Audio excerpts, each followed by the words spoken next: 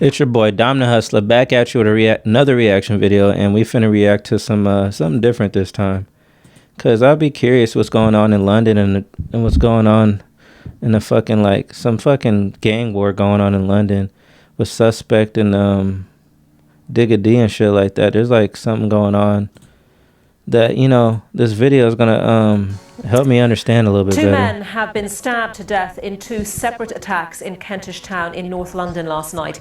The body of the first victim, believed to be in his late teens, was found a couple of hours before police discovered the second victim, who's thought to be in his 20s. Camden, the heart of fashion and culture. All right. Hopefully this guy's gonna give us a little commentary, and I'm gonna give you guys another commentary. But I think that's Suspect right there in the mask with the glasses on in the middle right there. I think that's Suspect. Camden, the heart of fashion and culture in London, with some of the most expensive house prices and biggest tourist attractions in England. And from the outside in, looks like the perfect place to live. But that's what the government want to show you. Once we go deeper into the lower income estates of the borough, we start to see a different story. A story of the country's most deprived estates in London being separated from roads of millionaires literally by one street. And how these estates have created a deadly gang war which has taken over the borough in recent years. But that's probably like how it is in America, or how we have Section 8. You know, it's definitely not, you know, very nice in the Section 8 area. There's a lot of crime. Like Tacoma. Tacoma is there's a lot of shit going on in there. Before I get into the video, be sure to like and subscribe and turn on post notifications. Let's get into the video. Okay. Shout out to this guy that made the video too. Might as well give him his flowers and shit. I'm not no hater. So Camden is a borough in northwest London and is very, very close to the centre of London. But despite the area being so close to the rich centre of the capital, in the last few years the war in the area has been going brazy. So historically, it's been getting brazy. This guy's killing me. This guy does not sound like some guy that's fucking hood at all. This is gonna be a long ass video, guys, so go ahead and grab your popcorn and stay tuned. This not might be your guys' cup of tea, but this is I was gonna watch this, but I might as well, I was gonna watch this by myself, but I might as well let you guys, you know, watch how I react to it, I guess.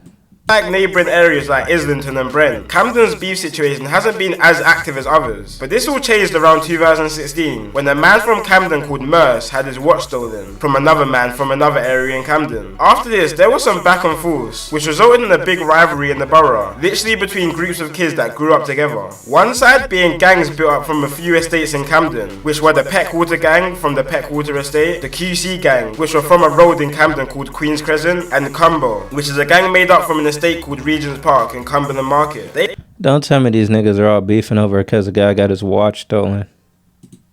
They linked up together and called themselves 51st, due to their postcodes being in NW1 and NW5, which is where the 5 and the 1 come from. And from the other side of the feud, we have a gang called Active Gang, which some people may know from their songs, and they're from the Ager Grove estate in Camden. And Active Gang are affiliated with another gang called CT1 and Active Gang, man. Shout out to Suspect. Free my nigga Suspect. NRB, which they all linked up and called themselves 71st. And just like that, the war was now on between 51st and 71st over this watch being stolen. So Camden is actually home to a fucking watch being stolen. Are you fucking serious? Are you fucking serious? A big Somalian community, with a big portion of them residing in Ager Grove, which is the territory of the 71st gang. Such a big community that the majority of 71st members are actually Somalian. And if you watch one of my previous videos on Mali Strip, Somalian people are people you don't want to be messing with, which you'll understand more in this video. And this Somalians and Haitians, don't fuck with them niggas. Them niggas, I won't fuck with them niggas. beef was on go from early. Tell me why the Somalians' hairline be all the way the fuck back here though. What's going on with that? 2017, two members of the AG gang, which represent 71st, executed a triple shooting on 3 51st members. Two of the members ran to a nearby hospital, but while hospital staff was treating the two members, they also called police to the hospital to investigate the situation. Once the two realized the police was called, they didn't even care about their treatment anymore, and attempted to run out the hospital while still having bullet wounds lodged in them. But the police ended up detaining them and arresting them after a struggle between the both. The reason they wanted to run was because all three members are actually wanted for suspicion of grievous bodily harm, which all three were eventually arrested for. Now, of course, 51st weren't happy about this triple shooting, and they were trying to get it back in blood. So they went lurking on the Ager Grove estate. Fuck, he put a little Dirk video in there, bruh. Back in blow, is there Pooh Shiesty in there too? Grievous bodily harm, which all three were eventually arrested for. Now, of course, 51st weren't happy about this triple shooting, and they were trying. Yep, Pooh Shiesty and Lil Durk. This nigga's funny. Shout out to the guy that made this video. He actually put some time in this. To get it back in blood. So they went lurking on the Aga Grove estate and shot a rival in the face with a shotgun. The rival actually managed to survive and make his own way back to hospital. But this beef really kicked off in the... What the fuck you mean he survived? Hold on. Hospitalized with a gunshot wound to the head. What? And shot a rival in the face with a shotgun. The rival actually managed to survive and make his own way back to hospital. But this beef really kicked off in a situation that wasn't even linked to both of the gangs. Over a fucking what? On February 2017, a 16-year-old girl had an Airbnb party in Kensington, West London. You know those type of parties where a girl invites 7 different types of gangs and asks people to leave their beef at home? Yeah, one of those. So at this party, there were people from all over London there. But a few uninvited guests tried to pull up to the party. One of these people being a boy from 51st called Dotty and his friend, who pulled up to the party with a gun and knife looking for trouble. A gun and knife. It's so hard to get a gun in London. Niggas are out here really carrying guns in London, bruh. Really? People being a boy from 51st called Dotty and his friend, who pulled up to the party with a gun and knife looking for trouble. But the night turned left for Dotty and his friend, and ended up with Dotty being chased down by 20 young boys. And when the boys caught up to him, they stabbed him 13 times altogether. Which actually resulted in... fuck. They stabbed homie with a gun and knife? Hold on. You looking for trouble? Got 20 niggas chasing you down? Turned left for Dotty and his friend, and ended up with Dotty being chased down by 20 young boys. And when the boys caught up to him, they stabbed him 13 times altogether, which actually resulted in Dotty dying, which 4 16-year-old boys from Hackney and Tottenham were sentenced and convicted for. So 51st were mad about this situation, obviously, that their member Dotty was just stabbed to death. So they were out trying to get revenge. So they went out for revenge in a stolen BMW. Oh, wow. They didn't even do the whole fucking thing. Alright.